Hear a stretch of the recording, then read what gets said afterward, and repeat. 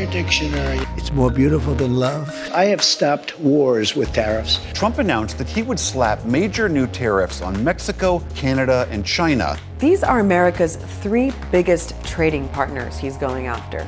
With a 25% tariff on all goods from Canada and Mexico, and an extra 10% tariff on stuff from China.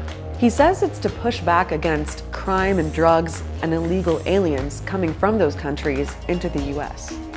But Trump also says tariffs are going to be good for the US economy. This country can become rich with the proper use of tariffs. This plan will bring jobs and growth into our country at levels never seen before. Welcome to the Dialogue R.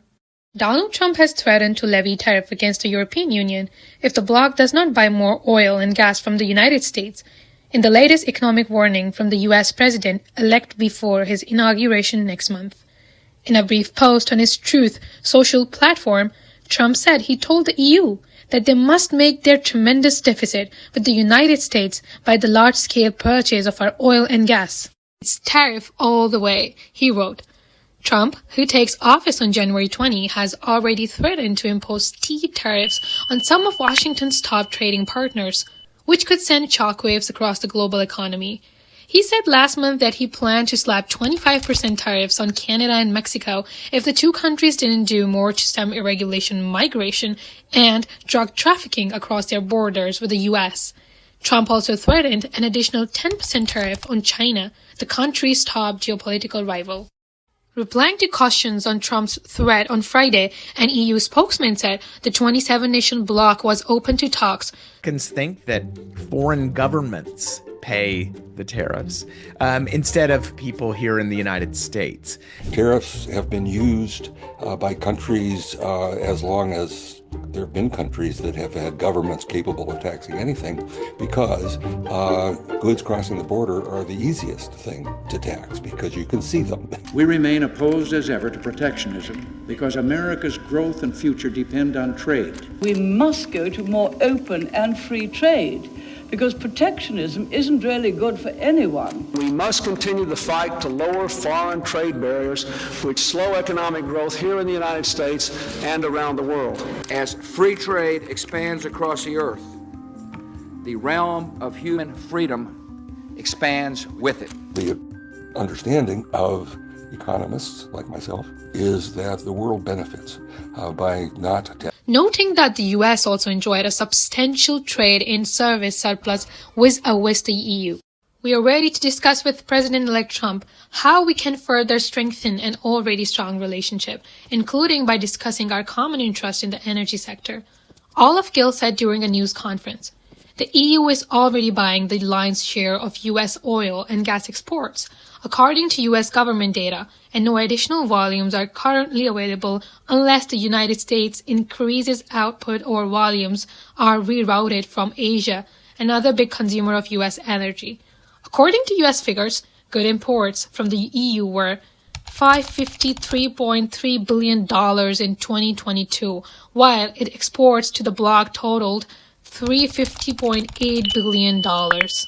That puts the U.S. goods trade deficit with the EU at $202.5 billion that year. Reporting from Brussels on Friday, Al Jazeera's Jonah Hull said Trump's tariffs threat has cemented a fear in European capitals of a possible trade war with the U.S.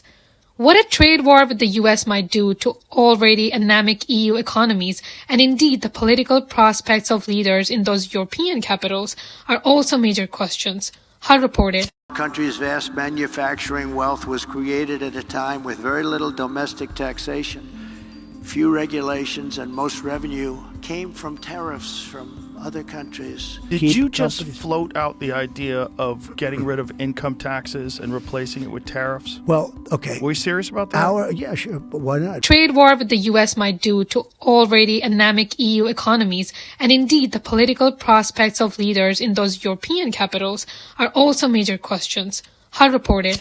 The 27 EU member states also do not have a concerted and agreed plan of attack, he said. Do they, for instance, agree to buy yet more oil and gas? They've said they're willing to already anyway, Hull said.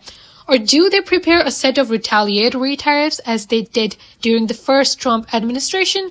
or perhaps a combination of the two to try to strengthen their hand in negotiations? This month, the EU concluded a massive trade deal with the 4 South American countries, Argentina, Brazil, Paraguay, and Uruguay, which aim to create a free trade area that would encompass 700 million customers.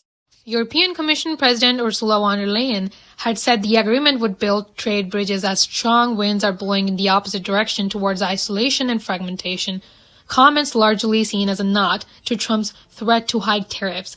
Some analysts have said the U.S. president-elect's tariffs threat could be bluster or an opening shot for leverage in the future trade negotiations when he comes into the office. But Trump has continually insisted that properly used tariffs would be positive for the U.S. economy. Our country right now loses to everybody, he told reporters this week. Tariffs will make our country rich. Please like, comment, and do subscribe our channel for the latest updates.